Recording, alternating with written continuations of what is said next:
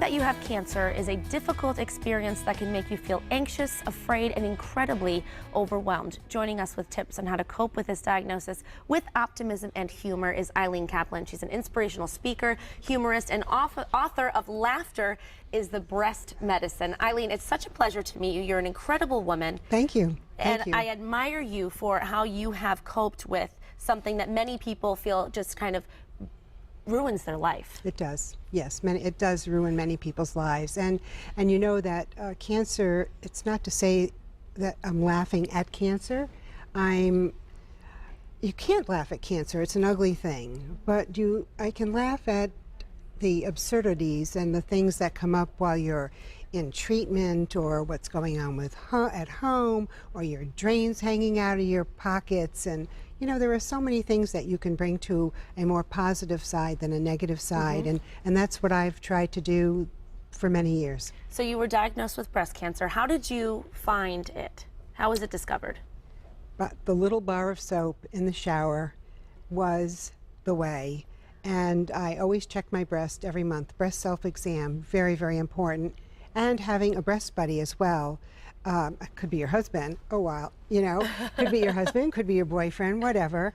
But even just your girlfriend calling you on the first of the month to say, remember to check your breasts this month. It's called a breast buddy.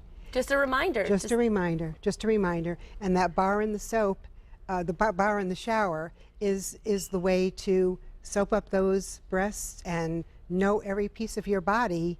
And it helps you know when there might be a little bit of an invader in there. So you really did that. I did. That self-exam, and that saved your life because you caught it. I did. And you did go through radiation, chemotherapy. Everything. And then you decided to have a double mastectomy, is that right? No, before that, I found another tumor. I found, while I was, during radiation therapy, I was checking my breasts, what else is new? And I found another tumor way up on the left side, very tiny, between my ribs, and I said, oh, another tumor.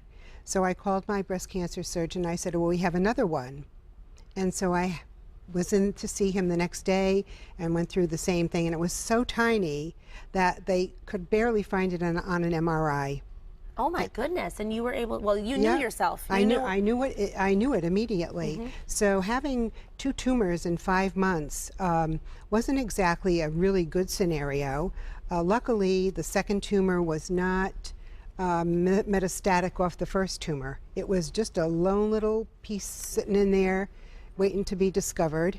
And so I really feel that breast self-examination and taking care of yourself is such a really, really important thing to do. Knowing your family's history, who had cancer on your mother's line, anybody had cancer on your father's line, and taking really good care of yourself and be an advocate for your healthy body. Now, Eileen, we've got 30 seconds. This time flies by. I wish we could chat the whole show. Now, tell us the message you want to give. You're here to share. Really, it's about optimism. Yes.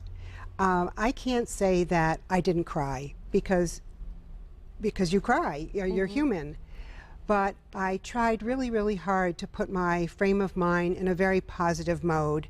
And it's not an easy thing to do, put yourself in a positive bubble. And I tried to turn things into something positive that happened to be negative. And I still do that today. If something comes up that's negative, I flip it into something that's positive, or something silly, or something stupid, or something humorous. And that's the way I live. That's the way I live. And I would say, if you find the cancer, go as fast as you can. Remember to be an advocate for yourself. Second opinions are always good.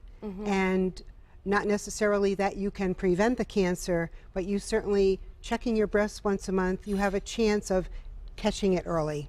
Well, it's wonderful that you're sharing your story. Thank you. And you do so with such positivity. I know this is a more serious subject to talk about, but we'll have to have you back to just share some of those tips for staying positive and seeing the good in everything. Thank you very much. Thank you, Eileen. You're such an inspiration. Thank you. Thank you.